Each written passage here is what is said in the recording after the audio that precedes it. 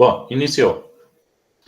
Bom, sejam bem-vindos e bem-vindas aí mais uma vez. Esse é o nosso primeiro encontro síncrono da nossa turma da UFRPE, do curso, né, oferecido aí pelo Centro de Competência Embrapi, do Virtus, da UFCG, né, de Campina Grande, Universidade Federal de Campina Grande. E o nome do curso, né, Fundamentos das Plataformas de Sensoriamento Inteligente para a Indústria. Então, sejam muito bem-vindos e bem-vindas. Como eu ia dizendo, o roteiro da nossa aula de hoje, a gente vai fazer uma breve, né, visualizar aí sobre os tópicos que foram abordados nesse módulo 1, e depois, basicamente, a gente vai responder, comentar os quizzes, né, que estão disponíveis lá na plataforma, tá certo? Bom, inicialmente, deixa eu colocar aqui.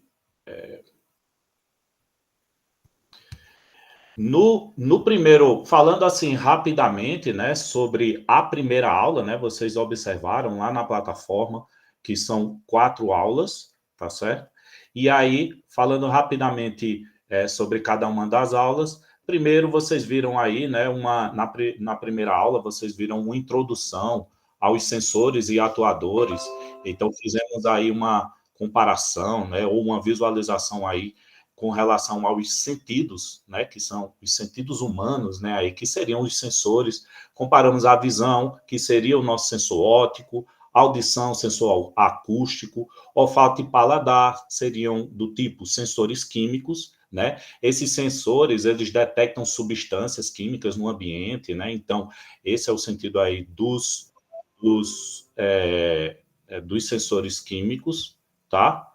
E aí,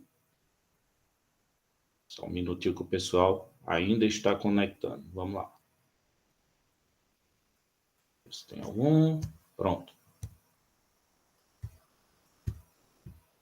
E o tato, né, que poderia ser um sensor mecânico, né, ou que é relacionado aí a sensores mecânicos, que vão detectar aí força, pressão, movimento, né, entre outros itens aí, tá certo? Bom, a gente pode visualizar algumas comparações ou exemplos, né, desses sensores em animais, por exemplo, os morcegos, né, utilizam aí para navegação e caça, não é? É um sensor ultrassônico, né, um ultrassom em morcegos. Os tubarões, por exemplo, né, utilizam percepção de campos elétricos para detectar presas, né? Uso de luz polarizada, por exemplo, em abelhas, né? Isso aí seria para orientação e navegação, entre vários outros tipos de sensores que a gente pode observar aí também na natureza que os animais já utilizam, certo? Bom, os conceitos básicos, né, para medir a atuação, né, também foram vistos aí para medir e atuar, né, em sistemas, também foram vistos nessa primeira aula, né? Então vimos aí o conceito básico de medir, né, que envolve aí comparar um valor desconhecido de uma quantidade física, como uma temperatura, a pressão, vazão, com um valor padrão conhecido, não é? E aí a gente viu também os sistemas básicos de medição, sistema eletrônico. Quando eu falo a gente viu, né, porque eu também estou participando do curso, então eu estou assistindo às aulas, tá? Então, com todos os professores, e a gente está colaborando também, não é, com esse material, tá bom? E aí, a gente viu aí a relação com a metrologia, né, que é a ciência das medições, garantindo que essas medições sejam precisas e confiáveis, tá bom? E aí, como o uso de padrões históricos aí, né, é necessário, eles são definidos aí pelo Inmetro, isso de acordo com o material que vocês viram lá, e pelo BIPM, né, que aí também é um órgão que regulariza isso, tá? Então, aí alguns conceitos básicos ainda, né? A gente viu unidades básicas de Sistema Internacional de Unidades, que são 7. Quem pagou, quem vai pagar a disciplina de circuitos elétricos comigo, viram que a gente trabalha, né, nas primeiras aulas, o Sistema Internacional de Unidade, né, que as unidades básicas são comprimento, né, que é o metro, massa, quilograma, não é? O tempo é em segundo, a corrente elétrica em ampere, a temperatura é dada em Kelvin, quantidade de matéria é dada em mol e a intensidade luminosa em candela, não é? E aí, todas as demais, né, como frequência, força, são derivadas dessas unidades básicas, tá certo? Bom, a gente viu também, né, no curso, algumas perspectivas históricas, né? Então, vimos uma linha do tempo, não é, relativa aí à evolução, não é? Então, vimos aí os avanços na bioquímica e a descoberta de hormônios e insulina, né? Isso daí ajudando aí no desenvolvimento de sensor, aliás, no desenvolvimento, né, da bioquímica como um todo, tá certo? Desenvolvimento de sensores de glicose, isso daí foi um marco, não é, para sensores bioquímicos, tá certo? Início de pesquisa em sensores químicos, introdução aos detectores de glicose, entre várias outras, vários outros eventos que vimos nessa linha do tempo aí nas aulas, tá certo?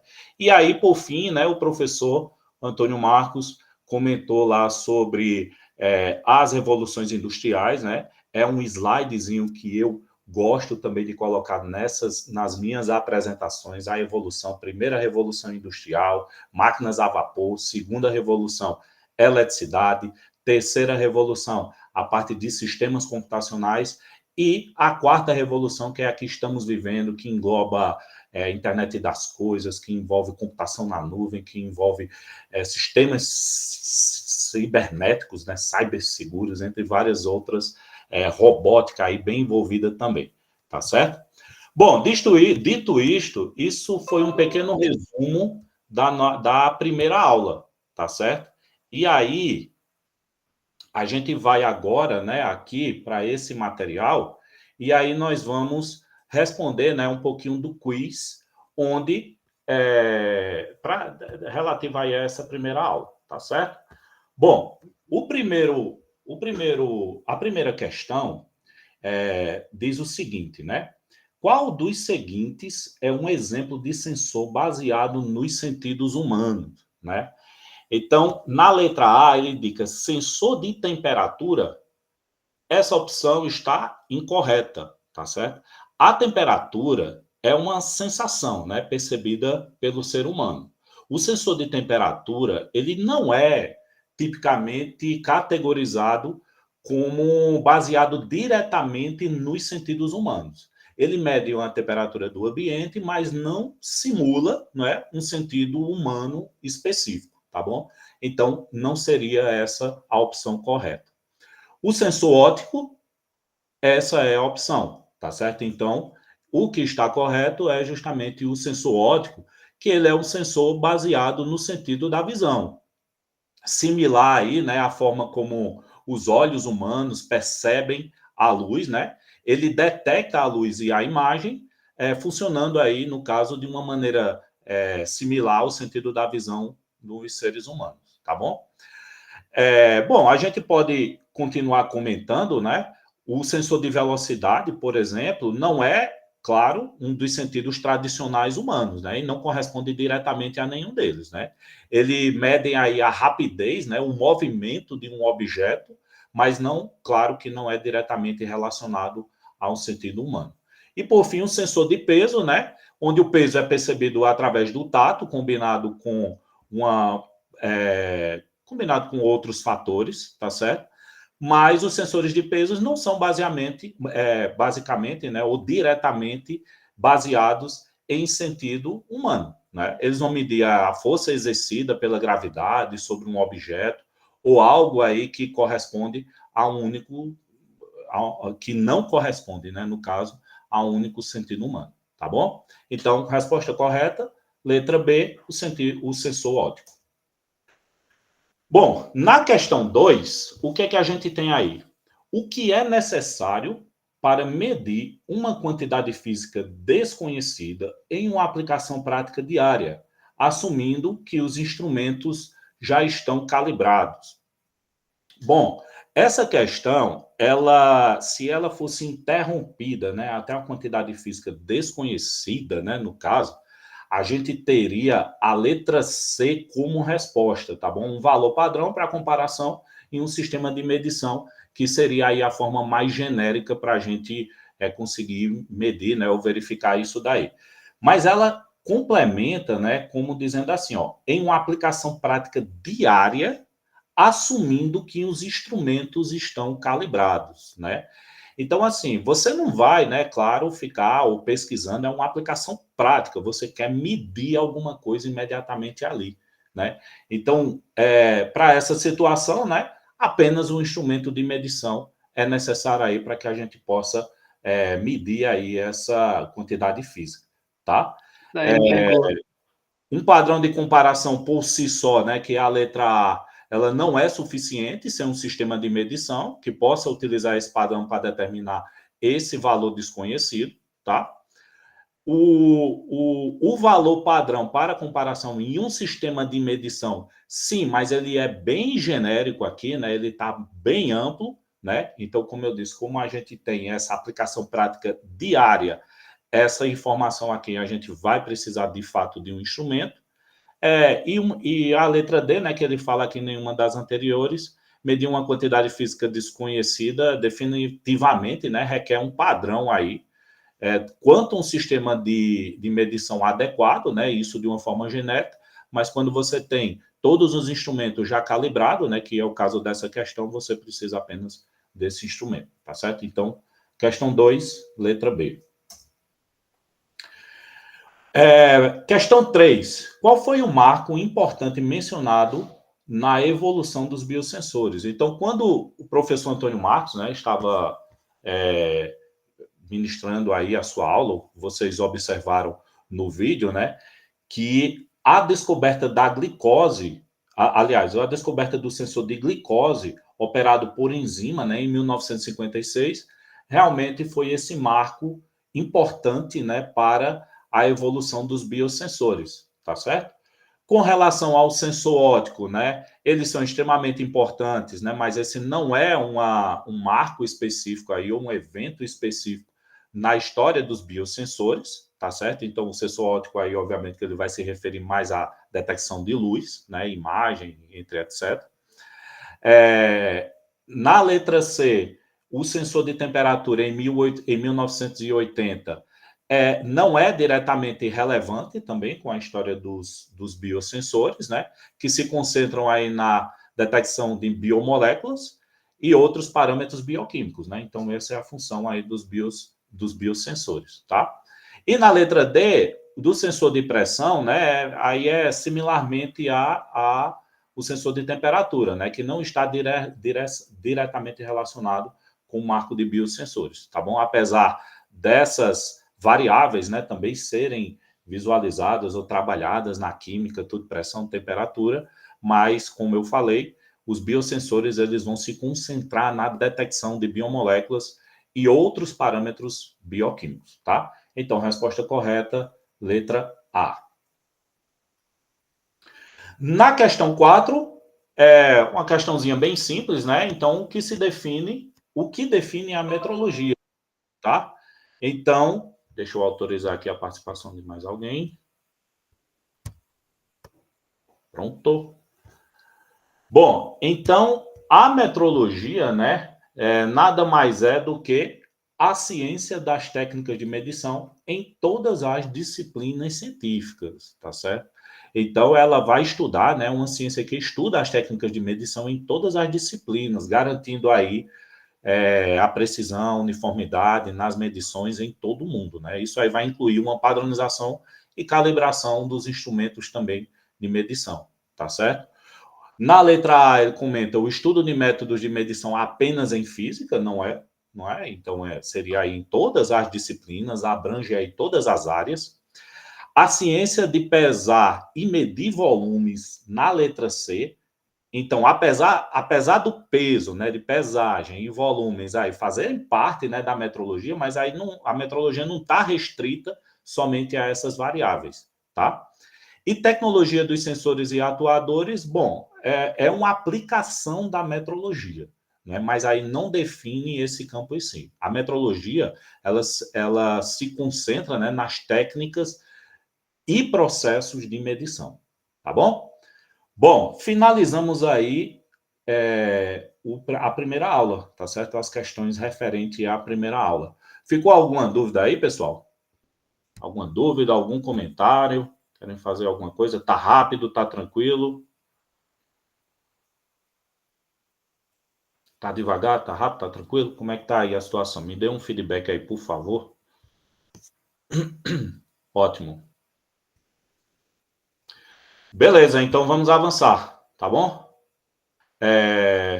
Bom, na aula 2, né, nós temos aí que foram os conceitos fundamentais em hardware inteligente, não é? Então, para essa aula, né, vimos aí alguns conceitos bem fundamentais, como sensor, atuador, transdutor, né? Então, o sensor é um dispositivo que vai reagir a um estímulo físico, tá certo? O transdutor seria um dispositivo que converte um tipo de energia em outro, tá? O atuador é um dispositivo que realiza uma função, uma ação física. Então, esses três elementos, eles são extremamente importantes e fazem parte aí dos fundamentos, né, de todo esse, dessa área, tá bom? Então, num sistema, né, a gente viu entradas, saídas, né? Entradas nada mais é do que são, né, do que as portas de acesso que vão fornecer informações ou energia a um sistema, e as saídas, né, são as portas de acesso que extraem essa informação ou energia do sistema, tá?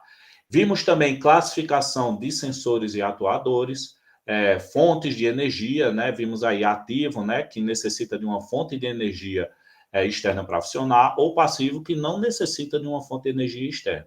Tipo de sinal, analógico, digital, tipo de grandeza, como por exemplo a temperatura, pressão, né, umidade, tipo de princípio, como os princípios eletromagnéticos, ópticos, acústicos, químicos, e o tipo de aplicação, né, que seriam, por exemplo, aplicações industriais, automotivas, médicos, ambientais, entre outros, tá?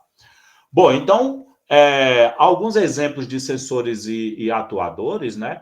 Por exemplo, vimos o sensor de posição linear, o encoder óptico, né? Aí, no caso, que ele usa a luz para medir a posição ou movimento.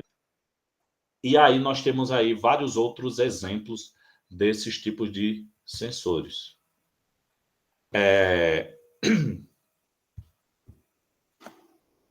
Bom, com relação às características dos sensores, e aí nós temos a sensibilidade, né, que seria a mínima variação detectável, né, aí da grandeza de entrada. Temos a faixa dinâmica, onde temos valores máximos e mínimos da grandeza de entradas, que vão ser medidos. A precisão, né, que é o grau de reprodutibilidade, né, de uma medição. A resolução, que é a menor variação detectável dessa grandeza de entrada. A acurácia, máxima diferença entre o valor real e o valor indicado pelo sensor, linearidade também, que é uma relação direta entre a entrada e a saída, né, do sensor, e aí vimos também a esterese, que é a diferença na resposta do sensor quando essa grandeza de entrada está aumentando, né, aí, ou diminuindo, tá certo? E aí, trazendo isso para o sistema básico, né, de medição eletrônica, a gente vai ter aí, né, a necessidade de projetar sistemas básicos para obter aí os valores corretos de quantidades físicas, não é? Então, basicamente, um sistema básico de medição de eletrônica mais a inteligência, né? O que é isso, né? Seriam sistemas de medição eletrônica que vão fornecer informações de maneira automática, tá certo? E aí nós temos alguns atributos aí que estão ligados aí à inteligência, como a comunicação, gerenciamento de energia, o autoteste, a autocalibração, a filtragem dos sinais, que é importante aí para filtrar os ruídos, armazenamento e codificação de dados aí, por exemplo, tá? Bom, e aí nós vimos também, né, alguns módulos aí de interface para transdutores inteligentes, folhas de dados aí eletrônica para transdutores, e aí vocês viram também algumas siglas, né, referentes a esses tipos de materiais ou a essas informações, né, que fazem parte aí do Smart Transducer, né, Interface Standard, que é do I3E, né, o 1451, tá? Então, temos aí várias informações referentes aí a como aos padrões, né, que são utilizados para cada um desses componentes, né, relativos aí aos sensores e atuadores inteligentes, tá? Isso daí, esses foram os tópicos que foram abordados na aula 2, né, de conceitos fundamentais de hardware inteligente, e aí a gente pode partir para o quiz, né? Então, o quiz é bem simples, né? Então, ele, nessa primeira questão, ele diz o seguinte: qual dos seguintes é um exemplo de transdutor, né? Então, basicamente, o transdutor é aquele elemento que converte uma energia em outra, né?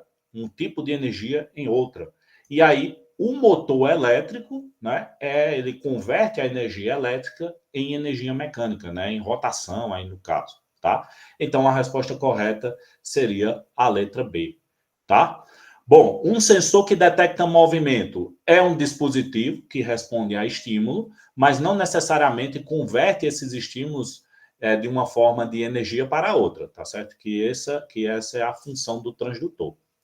Uma lâmpada usada como um indicador, né? Então, assim, a lâmpada, ela converte a energia elétrica em luz, né? Que é uma energia luminosa, mas ela é geralmente considerada como um indicador, tá? Então, ela não é um transdutor no sentido técnico. O transdutor, mais uma vez, deve converter uma energia em outra, tá? Como no caso aí do motor, que é energia elétrica e energia mecânica. Na letra D, é um sistema que apenas recebe sinais digitais. Então, um sistema que recebe sinais digitais não implica aí na conversão de forma de energia, tá certo? Que é o essencial e aí para o transdutor. Então, questão 1, letra B seria a resposta correta. Bom, questão 2. O que caracteriza um atuador, né? Então, basicamente, como a gente comentou no início, o atuador é um dispositivo que realiza uma ação física em resposta a um comando, ou seja, a letra C, tá? Então, essa é a essência do atuador. Ele vai executar, né, um dispositivo que executa uma ação física baseada em um comando recebido, agindo aí diretamente para controlar algum mecanismo ou algum processo, tá bom? Então, resposta correta, letra C. Na letra A, dispositivo que permite que transmite sinais, que apenas transmite sinais, é incorreto porque transmitir sinais é mais característico de componentes como transmissores ou relés, né? E não atuadores, tá bom? Na letra B, um dispositivo que responde a estímulos mecânicos. Embora, né, responder a estímulos mecânicos, né, isso aí possa parecer, né,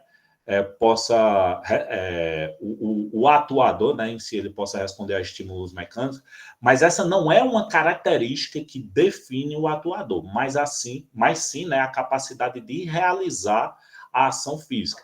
Eles vão converter sinais em movimentos, tá? Por fim, na letra D, dispositivo que mede temperatura. Bom, medir temperatura é a função de um sensor, não de um atuador, né? Atuadores são outros tipos de dispositivos, tá? Bom, questão 3. Qual a característica de um sensor é definida como a mínima variação da grandeza de entrada que produz uma variação detectável na saída? Bom, essa informação, né, ou seja, essa afirmação é uma característica da sensibilidade, tá certo? Então, a sensibilidade de um sensor é exatamente isso, né, o que está se dizendo aí nessa questão. É a capacidade de detectar mínimas variações na grandeza que está sendo medida, tá? A faixa dinâmica, né, refere-se a um intervalo, né, entre os valores. A precisão se diz respeito a quão próximas, né, estão os valores aí, né, estão relacionados com a quantidade comparada, não é? Então, assim, não é diretamente relacionada à menor variação detectável. E a acurácia se refere a quão próxima, né, a medição está do valor verdadeiro, né, do valor que deveria ser verificado lá, tá? Então, questão 3, letra C, acessibilidade é a resposta correta.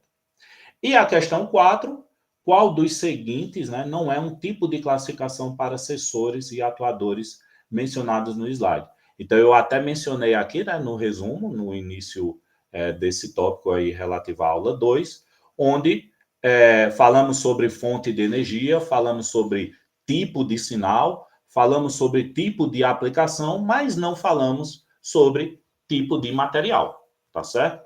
O tipo de material não foi mencionado aí, tá? Então, eles focam, né, mais em aspectos funcionais, como fonte de energia, tipo de sinal. Isso daí é o que é o tipo, né, de sensores que são colocados aí. Fonte de energia, tipo de sinal e aplicação. Beleza? Bom, finalizamos aí a parte relativa à aula 2. Eu gostaria de saber de vocês se tem alguma dúvida. Deixa eu ver se está o chat, alguém colocou aqui. Até agora, são 9 horas e 36 minutos. Estamos mais ou menos na metade da aula, né? Como é que está aí a situação, pessoal? 46 online. Tá de boa? Beleza, Vitor. Beleza, Rodolfo, Pedro, Elson. Tá ótimo, tá? Então, vamos continuar relativo aí aos tópicos da aula 3. Opa, alguém falou? Ah, tranquilo, beleza. Que é um roadmap, né, para a construção de hardware inteligente aí para a indústria, né? Então, nessa aula foi visto aí, né, alguns padrões aí específicos, né, onde foram relacionados aí, claro, com aquele padrão do I3E 1451, então vimos outras informações, né? Bom, aqui, né, basicamente nós vimos várias siglas, não é aí referentes aos padrões, às entidades, né, I3E, NCAP, né?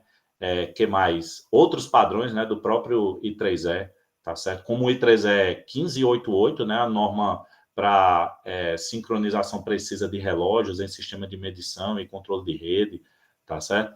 A 1451, né, um conjunto de normas que define as interfaces padronizadas para os transdutores inteligentes, tá? Mas também vimos aí o fluxo de desenvolvimento de hardware, né, que são compostas aí de 5 etapas, tá? Como a primeira seria... Opa, desculpa aí, pessoal. A primeira seria definir os requisitos funcionais e não funcionais, com base na aplicação pretendida, tá? A segunda seria estudar o princípio de funcionamento e projetar o protótipo do sistema de medição e atuação. Depois, que seria a terceira, testar o protótipo para determinar sensibilidade, resolução, faixa, esterese, linearidade, resposta, tempo de resposta, né? Também isso aí seria a fase 3. Na fase 4, avaliar os resultados e, se necessário, repetir o processo, né? O processo de projeto. E aí, por fim, projetar a versão final do protótipo e submetê-lo aí ao processo de certificação, tá? Quem foi meu aluno ou quem é meu aluno de circuitos, eu também mostro lá no início, né, que aí as fases de desenvolvimento de um projeto. Então, engloba exatamente essas 5 fases aí. Claro que tem umas fases, né, outras tópicos aí dentro de cada fase dessa, mas aí, basicamente, de uma maneira geral, se resume a essas 5 também, tá? Então, aí vimos várias organizações e normas para interoperabilidade, né? Várias siglas, tá? Bom, para o hardware inteligente, né? Tem também essas 5 fases, né? Onde a gente define primeiramente os atributos de inteligência a serem acrescentados ao sistema de medição, depois projeta o protótipo que implementa esses atributos, testa o protótipo para verificar a implementação correta desses atributos de inteligência, né? Depois avalia os resultados, se necessário, também repetimos o processo. Por fim, submete aí para certificação, né? O protótipo, né? Para processo de certificação. Então, basicamente, né, aqui seria essa última fala aí se refere ao processo de hardware inteligente, né, que é o mesmo, só que com alguns itens a mais aí, tá bom? Bom, entendido isso, que foi relativo aí à nossa aula 3, tá? Vamos para os tópicos, né? Aliás, os quizzes aí, o quiz, né, relativo aí a essa aula 3, tá? Bom, nessa aula, vocês viram aí que tem bastante siglas, né? Umas siglas em inglês, né? Então, essas coisas aí. Nessa primeira questão, ele diz exatamente isso. Ó. O que é o STIM, conforme discutido nos padrões I3E1451, tá? Então, o STIM, né? O S se refere a Smart, né? O T a Transducer, né? O I a Interface e o M de módulo, né? Então, nós temos a letra B aí como resposta correta, tá certo? Aqui não tem nem muito o que se discutir, né? Porque é uma sigla, né? É um termo em inglês aí que é discutido no padrão, tá? Então, se refere aí à letra B, tá? Então, qual é o propósito do NCAP, né? Na arquitetura de um sistema de sensoriamento inteligente? Então, o NCAP, pessoal, é exatamente o que está discutido aqui, ou o que está sendo dito aqui na letra C, certo? Que é o Network Capable, né? Application Processor, né? Então, isso é facilitando aí o processamento e a comunicação de dados, isso daí num sistema de sensoriamento inteligente, tá? Bom, na letra A, ele fala, né, que serve para aumentar a velocidade de processamento de dados de sensoriamento, né? O NCAP ele serve principalmente para facilitar o processamento e a comunicação, tá? E não especificamente aumentar a velocidade. Na letra B, prover a interconexão de sensores à internet. Ele ajuda na conectividade, tá? Mas, assim, o seu papel principal é processador de aplicativos aí, né, de rede, né, tá bom? Então, capazes aí de rede. Na letra D, ele diz o seguinte, vai servir aí para gerenciar exclusivamente a segurança de dados coletados. Bom, ele tem um papel mais amplo, né? Então, como a gente viu na aula 3 aí, o NCAP tem um papel mais amplo e não específico na segurança de dados, tá? Então, resposta correta, letra C. Bom, aqui é mais uma sigla, né? Então, qual das seguintes entidades é responsável pelo desenvolvimento de padrões Google Bys para IoT, né? Incluindo cidades inteligentes e comunidades? Bom, o International Telecommunication Union, né? Então, é o ITU, tá?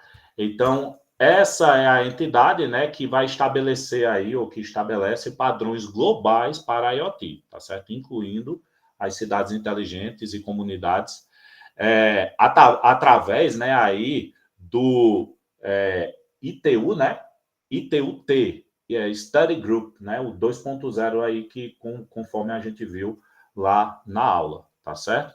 Bom, o padrão, aliás, o International Data Corporation, né, que é a letra A, é uma empresa de consultoria na área de dados, então, assim, não desenvolve padrões, tá certo? Internet Engineering Task Force, né, que é na letra C, desenvolve e promove padrões de internet, mas não especificamente para IoT e cidades inteligentes, isso aí que é o da letra C. E o ISO, né, que é o International Standard Organization, desenvolve padrões internacionais em muitas áreas. Tá? Então, você consegue ver, principalmente na área de controle, né, na área de automação, computação, nós temos aí que o ISO, né, desenvolve padrões internacionais, mas não necessariamente, né, específico para a IoT, tá? Somente padrões específicos para a IoT. Então, letra B, ITU, né? Que seria a nossa resposta correta. Por fim, né, eu comentei aí do padrão, né, 1588 do I3E, a questão 4 indica o seguinte: o que representa esse padrão na padronização dos sistemas de sensoriamento inteligente, né? Então, é um protocolo para sincronização de relógios, como eu mencionei, né? De precisão em sistemas de rede, tá? Então, na letra A, não é necessariamente não é, na verdade, sobre comunicação sem fio, mas sim sobre sincronização de tempo. Então, está incorreta a letra A, tá? Formato de folhas de dados eletrônicos de transdutores. Esse daí se refere ao padrão 1451, e 3 é 1451. E o padrão de interface de transdutores dependentes, né? Ele foca na sincronização do tempo, tá? Então, o 1588 está relacionado diretamente à sincronização do tempo, tá? E não em interfaces de transdutores, tá? Como está indicando aí na letra D. Então, resposta correta, letra B. Bom, esse foi o quiz, né, relativo aí à aula 3. Por fim, para a gente finalizar aqui a nossa aula e que que a gente possa ter uma conversa rapidinho, mais informações sobre o curso, foi ministrada aí, né, na aula 4, uma aula sobre aplicações atuais e emergentes, né? Então, nós vimos aí que o sensoriamento inteligente pode ser aplicado em diversas áreas, não é? Então, por exemplo, na área de diagnóstico clínico, tá certo? Então, isso traz diversos benefícios, né, aí para, por exemplo, realização de análises laboratoriais complexas em pequenas amostras, com tempo de reação em análise bem reduzidos, tá certo? Trazendo vários benefícios aí, né, para essa área, tá certo? Fazendas inteligentes, então isso aí também foi mencionado, sensoriamento na agricultura de precisão, tá certo? Uso de sensores para monitorar e otimizar as condições do cultivo, então traz vários benefícios para a agricultura, não é? Então, como monitoramento contínuo de parâmetros, como umidade de solo, temperatura, níveis de nutrientes, aplicações aí aplicações, né, com precisão de quantidade de água, de fertilizantes. Então, isso daí traz, né, muitos benefícios também para a agricultura. Na área de casas inteligentes, né, de automação residencial, a integração de sensores, né, aí em sistemas domésticos, coisa que a gente já vê muitas empresas hoje realizando esse tipo de serviço. A gente tem controle automatizado de iluminação, aquecimento, sistemas de segurança, entre várias outras aplicações. E também aí na manufatura inteligente, né, na indústria 4.0, onde os sensores inteligentes eles podem ser utilizados em processos de manufatura para aumentar a eficiência e a flexibilidade da produção, trazendo aí vários benefícios, como monitoramento contínuo em tempo real de máquinas e processos, redução aí, né, do tempo em down, né, aí no tempo entre os processos aí em relação à manutenção, tá certo? E otimização aí em linhas de produção com relação à redução de custos aí operacionais, por exemplo, tá certo? Então, essa de parar a máquina, coisas desse tipo também, né? Isso daí ajuda bastante também nessa área de manufatura inteligente, tá? Bom, esse foi um breve resumo aí relativo à nossa aula 4, tá? De aplicações atuais e emergentes. E aí a gente pode trabalhar aqui agora o quiz, né, que foi colocado.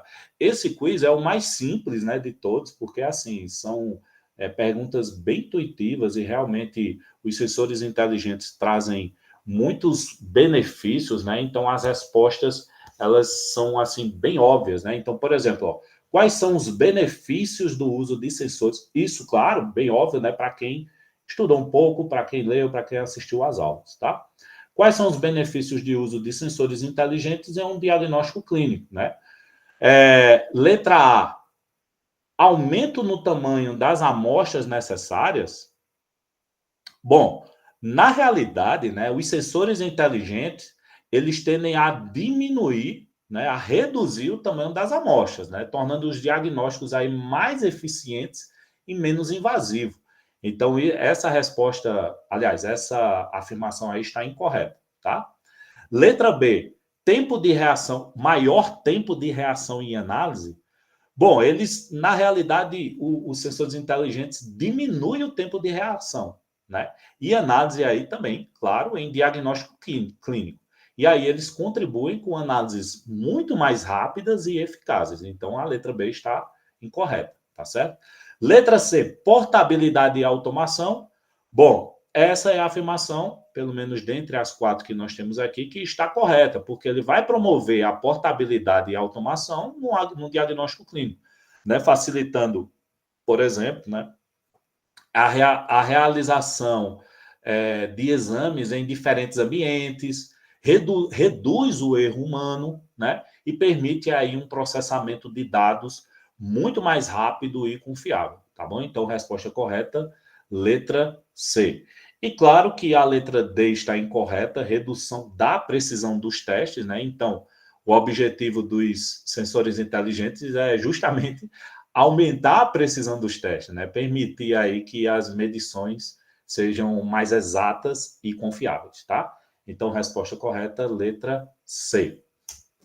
Questão 2. Como as fazendas inteligentes se beneficiam do uso de sensores inteligentes? Diminuição da produção agrícola? Claro que não, né? Então, os sensores inteligentes na agricultura, eles têm o objetivo, né, de otimizar os processos, como os processos de irrigação, de fertilização. Então, isso daí vai ajudar no aumento da produção. Então, a letra A está incorreta, certo? Aumento do uso de pesticidas? Claro que não, né? Também. Porque os sensores inteligentes eles vão contribuir para a redução do uso de pesticida, né? Já que, como nós vamos ter mais precisão, mais informações referente aos processos, então só vai utilizar aí, né, o que for realmente necessário para, para aquele processo lá, tá? Então, a letra B está incorreta. Melhoria na eficiência do uso de recursos? Bom, essa é a resposta correta, né? Então, eles vão ajudar aí a melhorar a eficiência, né? Como eu mencionei, né? A água, os fertilizantes, vai otimizar o consumo e reduzir os desperdícios, né? E isso aí, claro, que deve resultar numa agricultura mais sustentável, né? E econômica, mais, bom, enfim, mais sustentável e econômico, tá? Na letra D está errada por quê? Redução da monitoração das condições ambientais? É claro que não, pelo contrário, né? Os sensores inteligentes vão intensificar o monitoramento aí, né, das condições ambientais. E aí a gente vai obter dados em tempos real, né? E nós vamos isso, né? Esses dados devem ajudar os agricultores a tomarem, né, aos donos, enfim, aos donos aí das propriedades, a tomarem as decisões mais a tomarem as decisões de uma maneira mais informada, digamos assim, né? Eles têm mais informações, então eles conseguem tomar uma melhor tomada de decisão, tá? Então, resposta correta, letra C, que vai ajudar na melhoria e na eficiência do uso de recursos. Questão 3. Qual o impacto os sensores inteligentes têm nas casas inteligentes? Diminui a segurança? É claro que não, né? A gente pode ter um monitoramento inteligente, então é claro que nós não vamos ter a diminuição na segurança na letra A, né? Letra B, aumento do consumo energético. Bom, as vantagens dos sensores inteligentes é justamente a otimização no uso de recursos, né? Então, as fontes energéticas também devem ser otimizadas. E, então, a utilização de sensores inteligentes deve resultar na redução do consumo energético, tá? E, consequentemente, né, a letra C é o que está correta, que é a melhoria na eficiência energética, né? Então, vai facilitar aí a gestão automática de energia, como o ajuste inteligente, por exemplo, de iluminação, temperatura, levando a uma melhoria significativa aí na eficiência energética e também, claro, no conforto dos residentes. Então, resposta correta, letra C. Vamos ver o que tem a letra D. Redução da funcionalidade dos aparelhos domésticos. Claro que não, né? Então, pelo contrário, vai aumentar a funcionalidade dos aparelhos domésticos, permitindo aí que eles se comuniquem entre si e sejam conectados, controlados de uma maneira remota, né? E integrada aí com todo o sistema. Então, resposta correta, letra C, melhoria na eficiência energética. Por fim, né? Questão 4. Qual é o principal benefício da manufatura inteligente proporcionado pelo uso de sensores inteligentes? Tá? Bom, nessa questão, diretamente relacionada com a indústria, né? Então, na letra A, ele diz o seguinte: aumento na dependência de mão de obra manual? Claro que não, né? A manufatura inteligente, ele visa exatamente reduzir a dependência de mão de obra manual, através de uma otimização e automação aí de processo, tá? Então, letra A está incorreta. Redução da flexibilidade na linha de produção, pelo contrário, né? A manufatura inteligente aumenta essa flexibilidade na linha de produção, permite adaptações rápidas, né, às mudanças na demanda, né, e na especificação de um determinado produto, por exemplo. Então, na letra B, a letra B está incorreta. Letra C, melhoria na qualidade do produto e otimização dos processos. Bom, essa é a resposta correta, né? Então, vai permitir, né, o monitoramento constante, o controle de qualidade, além de otimizar os processos de produção, o que reduz desperdício e, claro, consequentemente, aumenta aí a eficiência dos processos, tá? Na letra D, claro que não diminui a velocidade de produção, pelo contrário, né, visa aumentar essa velocidade. Isso daí, né, ao mesmo tempo, né, então aumenta a qualidade, né, mas também a velocidade de produção dos produtos, tá? Então, questão 4, resposta correta, letra C. Melhoria na qualidade do produto e otimização dos processos. De processo. Bom, pessoal, é isso daí, tá? Que eu tinha organizado, que tinha pensado aí para esse nosso encontro, tá? Todos os encontros serão assim, não é? Claro que esses quiz que são apresentados aqui para vocês, vocês têm lá no material, tá certo? No que está disponível para vocês no Moodle, né? Do Virtus. Vocês têm acesso também a outros materiais, artigos, tem alguns materiais lá bem interessantes, tá? Então, se vocês estão gostando, estão vendo aí, né, as perspectivas de utilização e quer se aprofundar cada vez mais, consumam aquele material, tá? Tem uns artigos bem interessantes com relação a sensoriamento inteligente, tá? Com relação aos prazos, né? Então, estipulamos aí que a cada 10 dias, né, completamos o módulo. Então, isso cabe certinho, né, até o dia 30 de julho, tá? Então, 30 de julho, dia 31, fecha aí todas as atividades na plataforma. Então, aí concluam tudo até lá. Vocês perceberam, né, que eu de vez em quando estou postando alguma coisa lá, estou perguntando, estou questionando como é que tá. Semanalmente, eu tenho que realmente enviar esses relatórios, tá? Fazer essa análise, e aí estou indo no privado, né, de cada um, perguntando lá como é que está a situação, e se vocês realmente precisarem de alguma coisa, tiverem algum tipo de dificuldade, vocês observaram, né, que todo o material ele é realmente bem básico, né, desse primeiro módulo, dos módulos seguintes também. Claro que vai se tornando um pouquinho mais complexo, mas aí vocês, consumindo o material, vocês vão entendendo bem, tá? E aí conseguem finalizar esse curso com êxito, tá? Sempre façam anotações, baixem o material, tá? E pensem bem direitinho, estejam com o material aí disponível toda vez que for realizar a avaliação final de cada módulo.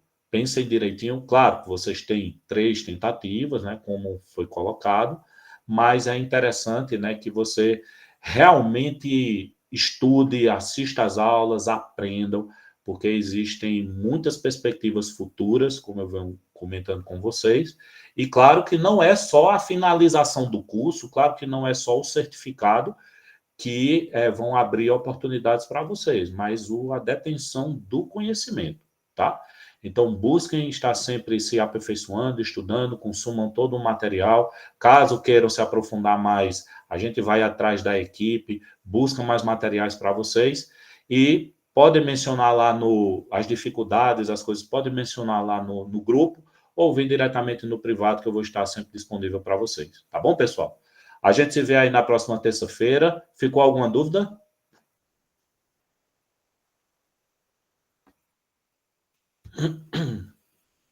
Bom, se não temos nenhuma dúvida, estou encerrando aqui a gravação. Alguém levantou a mão?